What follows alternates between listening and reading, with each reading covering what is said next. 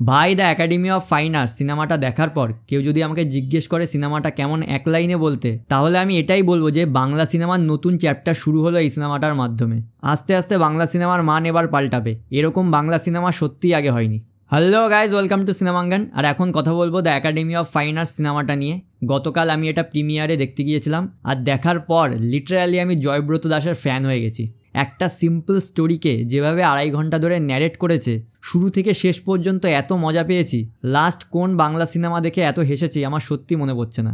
এত লো বাজেটে এরকম সিনেমাটোগ্রাফি, এত সুন্দর ডায়লগস, প্রত্যেকটা জায়গায় হিউমর খুঁজে পাবে। আমরা সবসময় কমপ্লেন করি বাংলা সিনেমায় মডার্ননেস নেই, সেই একঘেয়ে ঘ্যানঘ্যানানি প্যানে সিরিয়াল মার্কা সিনেমা হয়ে আসছে। সাউথের সিনেমায় কত এক্সপেরিমেন্টাল কাজ হয়, মালায়ালাম সিনেমায় কত ফ্রেশ নতুন কনসেপ্ট আনে, তাহলে আমাদের বাংলা সিনেমায় কেন এরকম নতুন কিছু হচ্ছে না? সেটার উত্তর জয়ব্রত দাস আর তার টিম দিয়ে দিল।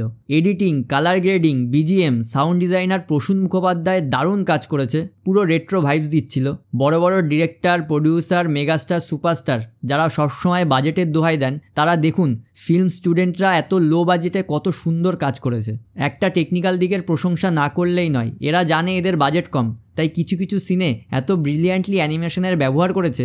আবার ডকুমেন্টারির মতো স্টিল ফটোগ্রাফিরও ইউজ করেছে স্টোরি টেলিংয়ের মধ্যে।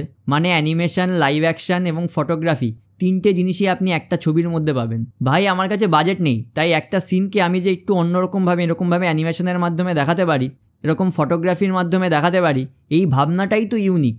Kudos to the team. এবার টেকনিক্যাল দিক থেকে সরে এসে যদি সিনেমাটার স্টোরি আর পারফরমেন্স নিয়ে বলি, তাহলে দেখুন সিনেমাটার স্টোরি একদম সিম্পল। একটা মদের বোতল যার দাম 20 কোটি টাকা, সেটা চুরি করা নিয়েই গোটা সিনেমাটা। এবার এই সিম্পল স্টোরিটা দিয়ে যেভাবে 2.5 ঘন্টা ধরে আমাদেরকে এঙ্গেজ করে রেখেছে, প্রেডিক্টেবল প্লট হলেও এক মুহূর্তের জন্যও বোর হতে দেয়নি।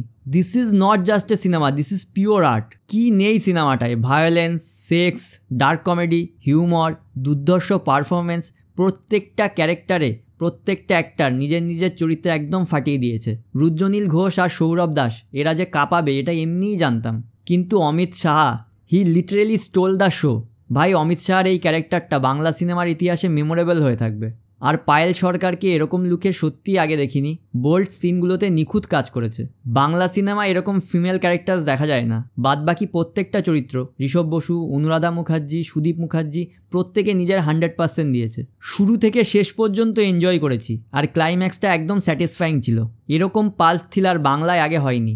ইন্ডিপেন্ডেন্ট বাংলা সিনেমা যদি এরকম হয়, তাহলে ভাবুন বাজেট পেলে এরা কী বানাতো। হয়তো আরও অ্যাকশন সিনস দেখতে পেতাম, সিনেমাটার লেন্থটা হয়তো আর একটু কম হলে ভালো হতো, বাজেট পেলে হয়তো আরও অনেক দিকে এরা ইমপ্রুভ করতে পারতো। বাট ওভারঅল সিনেমাটা যা বানিয়েছে, বিশ্বাস করুন তার কাছে এগুলো কিচ্ছু ম্যাটার করে না। অনেস্টলি বলছি, ওভারঅল এটা একটা ফাটাফাটি সিনেমা হয়েছে। যারা সিনেমাটা এখনও দেখোনি, ভিডিওটা বন্ধুদের সাথে শেয়ার করে প্ল্যান করো যে এরকম একটা সিনেমা একসাথে বন্ধুরা মিলে দেখলে কত মজা পাবে। দল বেঁধে সিনেমাটা দেখে আসো। আমি যখন প্রিমিয়ারে দেখছিলাম, হল ভর্তি লোক, শুরু থেকে শেষ পর্যন্ত হেসে গেছে। অনেস্টলি বলছি, হলে এটা আলাদাই ভাইবস দেবে। তো প্লিজ হলে গিয়ে দেখো সিনেমাটা। পরে ওটিটিতে রিলিজ করার পর দেখলে আফসোস হবে যে কেন এরকম একটা সিনেমা হলে দেখোনি। জীবনের টিকিট কেটে তো বহু ফালতু সিনেমা দেখে টাকা এবং সময় দুটোই নষ্ট করেছি, কিন্তু এইটা দেখার পর একদম অর্থিত মনে হবে। আমি চাই এই সিনেমাটা বক্স অফিসে সাকসেস পাক, তাহলে এই ধরনের সিনেমা আরও তৈরি হবে বাংলায়। আর জয়ব্রত দাস আর তার টিমের নেক্সট কাজের জন্য আমি ওয়েট করে আছি। এই ধরনের অনেস্ট মুভি রিভিউজ দেখতে ভালো লাগলে আমার চ্যানেলটা সাবস্ক্রাইব করে নাও। খুব শীঘ্রই দেখা হবে নেক্সট ভিডিওতে। টাটা।